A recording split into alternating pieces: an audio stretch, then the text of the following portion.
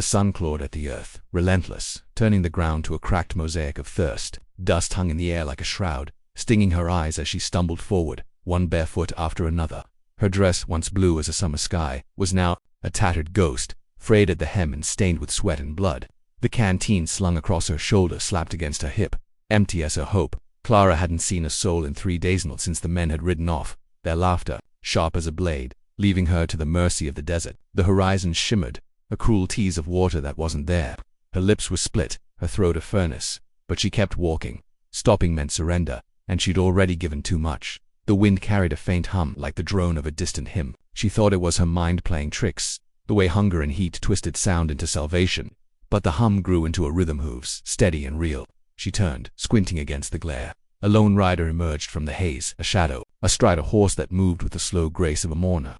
His hat was low, his coat dusted with the same earth that clung to his skin. He stopped a few paces away, the horse snorting softly, and for a moment, the world held its breath. Clara's knees wavered, but she locked them, her hand clutching the empty canteen like a talisman.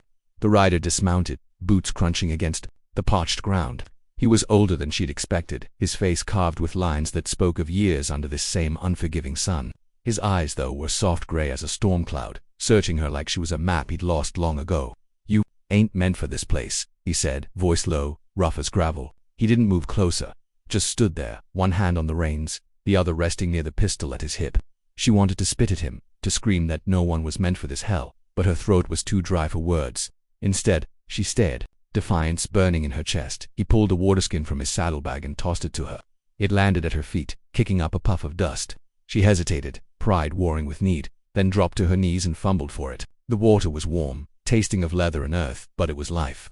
She drank until her stomach ached, until the world stopped spinning. When she looked up, he was watching her, not with pity but with something heavier, like recognition. "They left you," he said, not a question. She wiped her mouth with the back of her hand, saying nothing. The truth was too raw to speak. She'd been payment, a bargaining chip for men who valued a rifle more than her life. The memory of their hands, their laughter, clawed at her mind, but she shoved it down deep where it couldn't touch her. The rider crouched, keeping his distance. "Name's Elias," he said. "Got a place not far. You can come or stay. Ain't my choice to make." His words were simple, but they carried weight, like stones dropped into still water. She studied him, searching for the lie, the trap, but his eyes held steady, and the desert offered nothing else. She stood, legs trembling, and nodded once. He didn't smile, didn't offer a hand, just mounted his horse and waited as she took her first step toward him. The sun bore down, indifferent, but the dust seemed to settle, just a little, as they moved forward together. The desert stretched endless, a sea of cracked earth and brittle sagebrush that scratched at Clara's legs as she walked. Elias rode, ahead, his horse's hooves kicking up small clouds of dust that settled in her throat. She didn't ask for a ride, pride or fear kept her silent, and he didn't offer. The sun dipped lower, painting the sky in bruised purples and golds, but the heat clung stubborn, pressing against her skin like a heavy hand. Her feet bled through the remnants of her shoes, leaving faint red prints that the wind erased as soon as they appeared. Her mind drifted unmoored by exhaustion. She saw her brother's face, his crooked grin as he'd promised her a new start out west. "Land and freedom," he'd said, his voice bright with dreams too big for their small Pennsylvania farm. She'd believed him, followed him across rivers and plains, only to watch him fade first into drink, then into debt, and finally into the hands of men who traded lives for trinkets. The last she'd seen of him was his shadow against a campfire, head bowed, as he handed her over for a rifle and a bottle. The memory burned hotter than the desert sun, and she stumbled, catching herself on a jagged rock that bit into her palm. Elias glanced back, his eyes catching hers for a moment before he turned away. He didn't ask if she was all right. She was grateful for that. They moved on, the silence between them thick but not unkind, like the quiet of a house after a storm. The land began to change, softening into low hills dotted with scrub oak and the faint green of grass that hadn't yet surrendered to the drought. A wooden fence appeared, weathered but sturdy, and beyond it, a small house crouched against the slope, its roof sagging like an old man's shoulders. He dismounted at the gate, tying the horse to a post. "It ain't much," he said, gesturing toward the house. "But it's mine." The word mine carried a weight she didn't yet understand, like a vow or a wound. She followed him, her steps slower now, the ache in her body louder than her thoughts. The porch creaked under her weight, and the air inside the house smelled of wood smoke and leather, with a faint sweetness she couldn't place. He pointed to a chair by a rough-hewn table. "Sit," he said, and she did, her body folding into it like it had forgotten how to resist.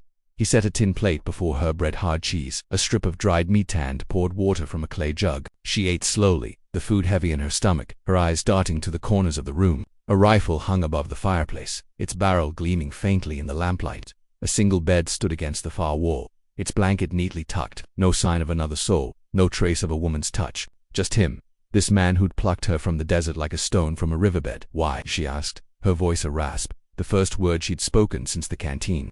He looked at her, his hands pausing as he cut another slice of bread. "Why?" What he said, though his eyes said he knew. "Why me? Why this?" She gestured vaguely, meaning the house, the food, the fact that she was still breathing. He leaned back, the chair creaking under him. "Seen too many left behind," he said. "Didn't sit right to add one more." His voice was steady, but his fingers twitched, betraying something unspoken. She wanted to press, to dig into the cracks of his words, but her body was too tired. Her heart to raw. He stood, moving to the fireplace, and added a log that sparked and hissed. "Sleep there," he said, nodding to the bed. "I'll take the floor." She opened her mouth to protest, but he raised a hand, not harsh but final. "Ain't a discussion." She lay down, the blanket rough against her skin, and watched the firelight dance across the ceiling. The house was quiet, save for the crackle of the fire and the soft creak of Elias settling onto a pallet by the hearth. For the first time in days, she felt the weight of her own breath, steady and alive. But sleep didn't come easy. The dessert was still out there, waiting, and so was the past she couldn't outrun. The night was heavy, the air thick with the scent of pine and ash. Clara lay still, her eyes tracing the knots in the ceiling beams, each one a small, dark eye staring back. The fire had dwindled to embers, casting a faint red glow that pulsed like a heartbeat. Ilias's breathing was slow and even from the floor, but she knew he wasn't asleep. His stillness was too deliberate, like a man listening for trouble. She wanted to trust the quiet, to let it cradle her, but her body remembered too much. The rough hands that had bound her wrists, the jeering voices, the moment she'd realized her brother wasn't coming back. The memory coiled in her chest, tight as a fist. She turned her head, catching the glint of the rifle above the fireplace. It wasn't like the one they'd traded her for, sleek and new, cold as a snake. This one was old, its stock worn smooth by years of handling, its barrel scarred but cared for. It told a story, though she didn't know the words. Her gaze drifted to Elias, his silhouette barely visible in the dim light. He'd given her his bed, his food, his water, but she couldn't shake the question. What did he want? No one gave, without taking, not in this world. Morning came slow, the first light seeping through the window like spilled milk. She rose before Elias, her body stiff but stronger than yesterday.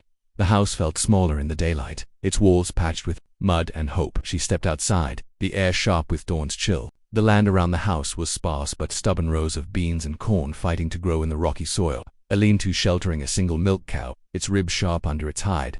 Beyond the fence, the hills rolled gentle, their slopes dusted with sage and the promise of rain that never came. Elias emerged, his hat already low, carrying a bucket of water from a well she hadn't noticed. "You're up," he said, not looking at her as he set the bucket by the door. "There's work, if you're able." His tone wasn't a challenge, but it wasn't soft either, just a statement, like the sky or the dirt. She nodded, following him to the garden. He handed her a hoe, its handle smooth from use, and they worked in silence, breaking the earth for planting. The rhythm of it steadied her, the scrape of metal against soil a kind of music. Her hands blistered, but she didn't stop. Pain was better than memory, better than the questions that gnawed at her. Why had he brought her here? Why hadn't he asked her name? By noon the sun was a hammer again, and they sat in the shade of the lean-to, sharing a loaf of bread and a jar of preserves that tasted faintly of cherries. She watched him tear the bread, his hand steady but scarred, knuckles knotted like old rope. "You live alone," she said, not a question. He chewed slowly, his eyes on the horizon. "Most days," he said, "had a wife once. Had a boy." The words were clipped, but they carried a weight that made her chest ache. She waited, but he offered nothing more. Just took another bite and let the silence settle. She thought of her brother again, his laughter when they'd played in the fields as children, before the world turned hard. She'd trusted him, believed his promises of a better life. But trust was a fragile thing, broken now, scattered like ash. She looked at Elias, wondering if he was another promise waiting to betray her. Yet his hands, his quiet, his refusal to push, they felt different, like a language she didn't yet speak. "You got a name?" he asked, finally meeting her eyes. "Clara," she said, the word feeling strange in her mouth, like it belonged to someone else. He nodded, as if it was enough. "Clara," he repeated, soft, like he was testing its weight. Then he stood, brushing crumbs from his coat. More work to do. She followed, the hoe back in her hands, the earth yielding under her strikes. The day stretched on, each task a small anchor pulling her from the desert's edge, but the past clung to her. heavy as the dust in her hair, and she wondered how long she could stay before it caught up. The days bled into one another, each marked by the same relentless sun and the rhythm of work. Clara's hands hardened, the blisters turning to calluses as she hoed the garden, hauled water, and mended fences alongside Elias.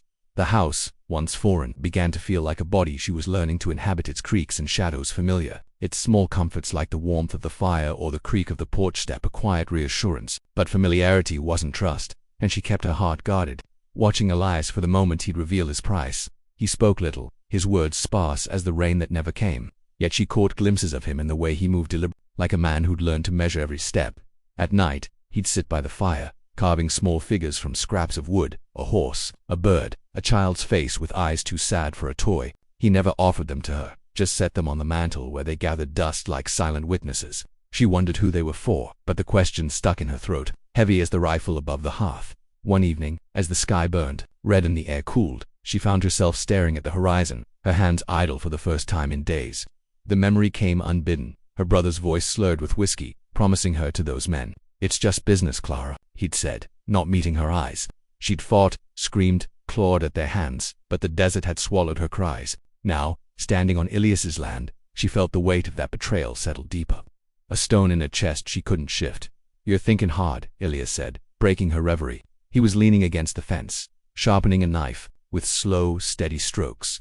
The sound was rhythmic, almost soothing, but it set her on edge. "Just thinking," she said, her voice sharper than she meant. She turned away, focusing on the distant hills, their slopes softened by dusk, but his gaze lingered, not prying but patient, like he was waiting for something she wasn't ready to give. "Gotta pass myself," he said after a moment, his voice low. "Ain't proud of it, but it don't own me no more." He paused, the knife stilling in his hand. "Yours don't have to either." She wanted to snap at him, to tell him he didn't know her, didn't know the shame and rage that clung to her like dust, but the words wouldn't come. Instead, she felt a crack in her defenses, small but real, like a seam splitting in worn cloth. She turned to face him, her eyes burning. "What do you want, Elias Wyam? I hear." He set the knife down, his hands resting on his knees. "Told you already, seen too many left behind." "My boy," his voice caught, just for a moment, and he looked away, toward the hills. "He was left, weren't there. Can't change that. But you—" He met her eyes again, steady now. "I got land. It's yours if you want it. No debt, no trade." The words hit her like a gust of wind, sharp and disorienting. Land hers, the idea was too big, too impossible. She thought of the men who'd bartered her for a rifle, the brother who'd sold her for less than nothing, and now this man, offering something she couldn't fathom, something that felt like a trap and a gift all at once. "Why?" she whispered, her voice breaking. He stood, brushing dirt from his hands. "'Cause I can," he said simply. "'Cause it's right." She didn't answer, couldn't. The night closed in, the stars sharp as pinpricks above the hills. She felt the weight of his offer, heavy as the earth beneath her feet, and the fear that came with it, not of him, but of hope. Hope was dangerous, a flame that could burn her again. Yet as she looked at him, silhouetted against the fading light, she felt something shift inside her, a small loosening of the knot that had held her together and kept her apart. The fire crackled, inside the house, calling them back. She followed him, her steps lighter than before, though the stone in her chest remained. The night was quiet, but it carried a new weight of possibility she wasn't ready to name. The air grew colder as the days shortened. The hills dusted with frost that melted under the morning sun. Clara's hands grew steadier, her body stronger. As she worked the land beside Elias, they spoke little.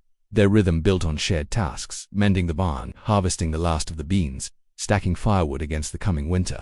Each chore was a thread, weaving her into the fabric of this place, though she still held herself apart, wary of the roots taking hold. The offer of land lingered in her mind, heavy as a promise she didn't know how to accept that night, when the fire's glow softened the room's edges.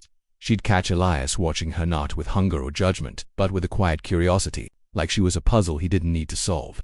She'd begun to notice his habits, the way he rubbed his thumb across his knuckles when lost in thought, the soft hum of an old hymn as he worked the fields, the way he left one wooden figure unfinished on the mantel, its face blank, as if he couldn't bear to carve its eyes. These glimpses felt like secrets, not because he hid them, but because they were all he had left to give. One morning, as they sat breaking bread under the lean-to, a rider approached, his horse kicking up dust that glittered in the dawn light. Clara tensed, her hand tightening around the tin mug, the memory of hooves and cruel laughter sharp in her mind. Elias stood, slow but deliberate, his hand resting near his belt.